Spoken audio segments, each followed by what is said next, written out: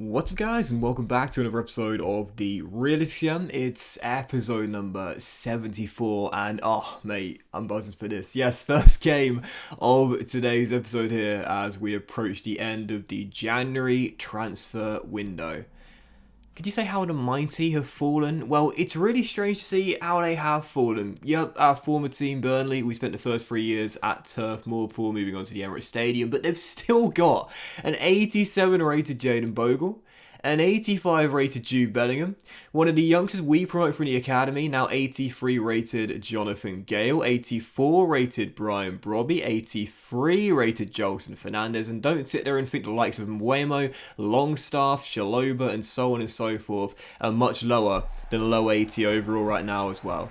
So how is it that in the 2 seasons after leaving Burnley, they went from being in the Europa League to relegated for this, our 6th season of the save, and right now, despite their star-studded team for a second tier side, they're second to Sheffield United in the championship table. Now, real briefly, I just want to discuss this very quickly. Obviously, I've mentioned before, it can be very frustrating, trying to keep the save realistic at times because, as I always say, there's only so much I can do that's within the realms of my own control. The way that the AI manage their teams is not something I can control whatsoever. I can reject bids that come with my players, but I can't do anything about the business that the AI clubs do with other clubs as well. So right now, you've got the likes of, again, this man, Jude Bellingham, playing championship football right now with Burnley, 87 rated Jayden Bogle there as well. And again, the fact they've fallen so quickly in 2 seasons, it can be frustrating. Obviously there are times where, I see that some people would say that I'm not keeping the save as realistic as I possibly could, but I try to.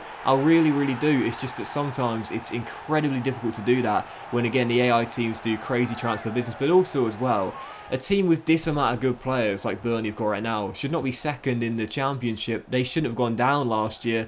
They should really be like a top 10 team or perhaps a mid-table team at worst, considering where we left them. But there's so little I can do about it and so much is out of my control, which does make it very frustrating when I can try my best to keep the save realistic, but there's only so much I can do. So yeah, it's been frustrating watching Burnley's demise since we set them up so well, but again, there's been very little I can do about it. It's just been painful to watch the Clarets go from back-to-back Europa League campaigns, FA Cup winners in Season 2, and now second in the Championship. But taking on here in the FA Cup 4th round, sorry to break away from the immersion there, we actually fell behind in the game through. Again, that man, former Dortmund and Ipswich midfielder Jude Bellingham, giving the visit to the lead, and I was thinking, goodness gracious me, I know lately we've not been playing especially well, but still, very frustrating indeed, but we turned it around in the second half. Marcel Lalong, the academy grad, giving the kids some game time this season, not letting me down. It's all about the hair, man. The strength comes from the hair, and Eddie Nketiah got his 2nd goal since coming back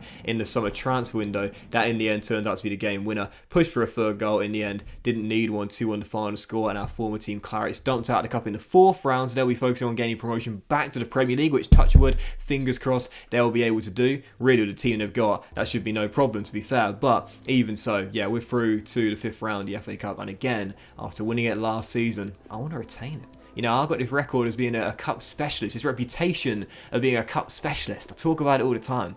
I want to retain it. I won it last year. I want it back-to-back. Haven't won back-to-back trophies so far in the save. We got a chance this season with the Carabao Cup semi-final and now through to the 5th round of the FA Cup. Still following that, as you could see, we did some business with the transfer deadline day right around the corner. We negotiated a £60 million sale for Danish striker Kasper Dolberg to go to Olympiastadion in Berlin with Hertha BSC.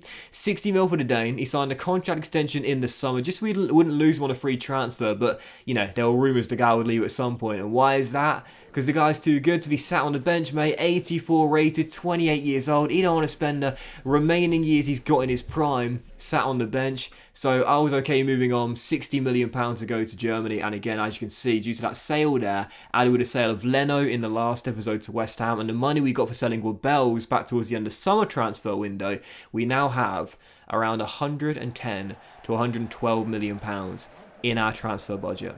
Now, I discussed it in the last episode. Were we going to keep the money in the budget to carry over to next season to give us a monster transfer budget for Season 7 and our 4th year in North London, or would we look to reinvest in a decent player towards the end of the transfer window and possibly now on transfer deadline day too? Well, with the Delberg sale, I think my mind is now made up. We've got a lot of money, and I've got some targets in mind to spend that on with deadline day right around the corner. Before we get there though, second of 3 games in today's episode here. Now, I discussed earlier the reputation of being a cup specialist.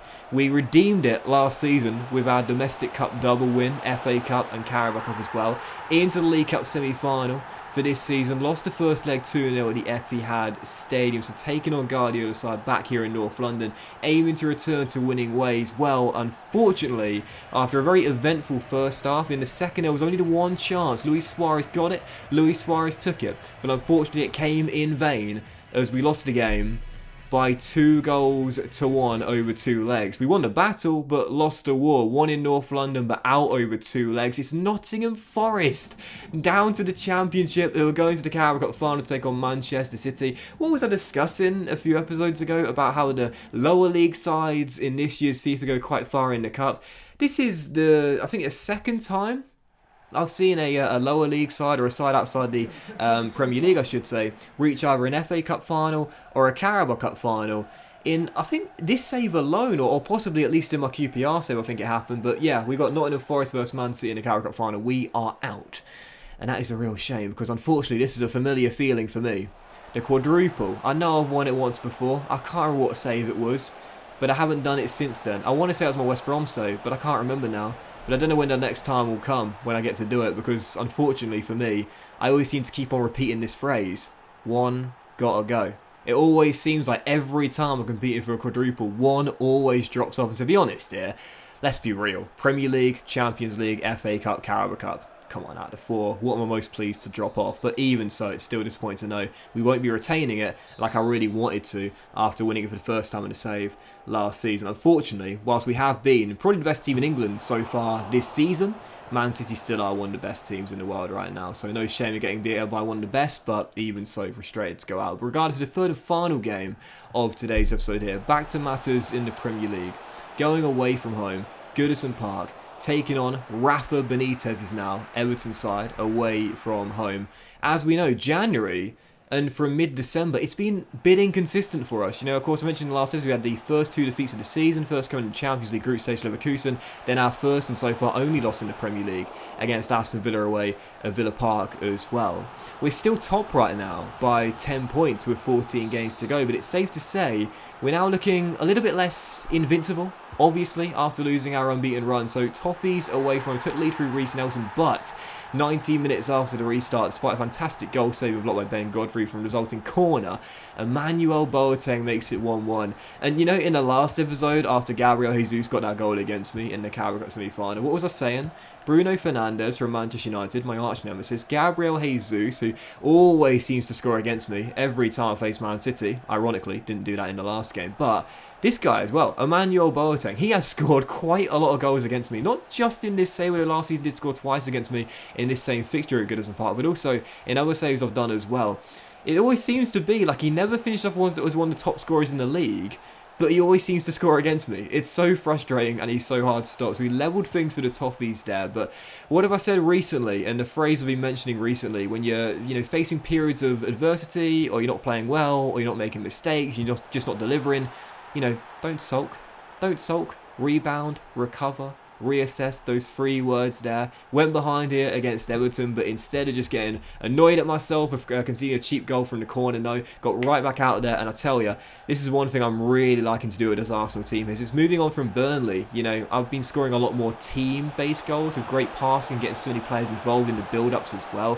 It feels so cool when they come off, even more so when you score directly from kickoff and don't surrender possession once. But unfortunately, despite leading by a goal and restoring our advantage, stoppage time, still in front by 2-1. This guy making his debut for the Toffees, as you would have seen pre-game, Jota in from Benfica, bags the equaliser at the death. And I've mentioned it, late goals in this year's FIFA are so common, and a reason why A, you should never stop pushing forward and when chasing one, and B, you can't afford to switch off even for a second, because they're just as common to concede as they are to score. 2 to the final score, 13 games to go, still top by 10 with the better goal difference record. But again, we've not exactly been great in the past couple of months. February around the corner, big games to come, including the Champions League last 16. A £112.5 million budget, and transfer deadline day now here. Question is, who are the Gunners going to bring in to keep our treble dreams alive? Thanks for watching, guys. Much love to you all. Hope you enjoyed today's episode, and I will see you for the next episode of the Realistic CM very soon. I like the commentary in this one. It was really smooth.